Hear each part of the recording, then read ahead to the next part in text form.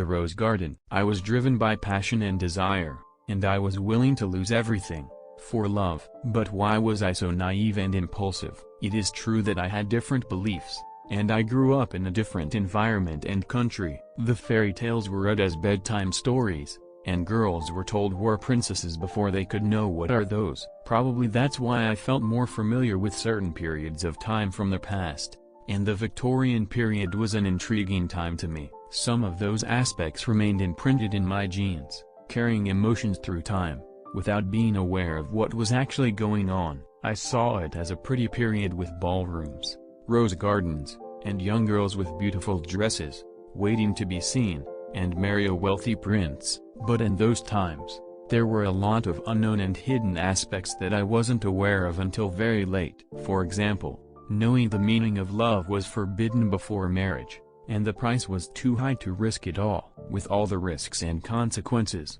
in front of love, people did things out of their common behavior, while love was always so blunt and brave and made people risk everything, even choosing death. From so much passion and desire, a kiss in our day can be easily overlooked while the true meaning was lost. But in those times, only one kiss could ruin a whole family's future, and could end up with a duel. But in that first kiss, were compressed all the longing nights, the dreams, and unspoken words. What we perceived as a simple kiss, in reality, incorporated everything that was kept in the heart, hidden, and protected, because the desire was a sin. Speaking the truth from the heart was an insane act of courage, and was a virtue that could plead a case in front of the highest authorities or family. A lot of times I was also afraid to talk about my true feelings in front of others because I didn't want to be judged, wanted to keep appearances, or to protect my family. I left myself in the shadow,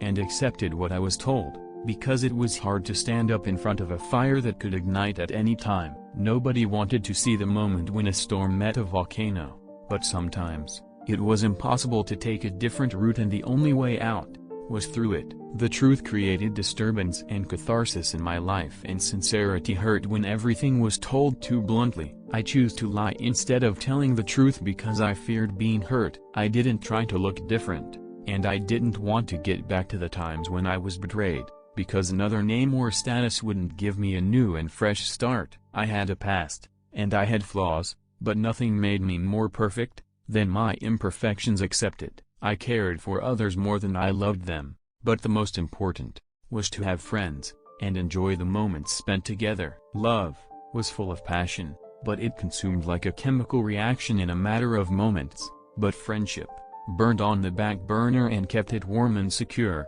like a soft cushion that always had my back in case I was falling. I ignored friendship because it was not burning with the force of love, but when I crashed under the weight of life, it was the only one that could hold my ground. Friendship was like a strong foundation that no matter what challenged my life, kept the front line and never disappointed me. Unfortunately, love was a price too high to pay, and the power of friendship was overlooked and unappreciated. I needed communication to build the friendship foundation, compassion, understanding, and trust, because the love I found was just envy, lies, and betrayal. I was hiding my true feelings and turned my heart from the ones that cared for me, without realizing that when was already too late. I made assumptions based on illusions, when in fact, things were totally different. I ignored them, because I was too scared to show my true intentions, and I thought nobody cared for me. For things to be clear and the intentions to be understood,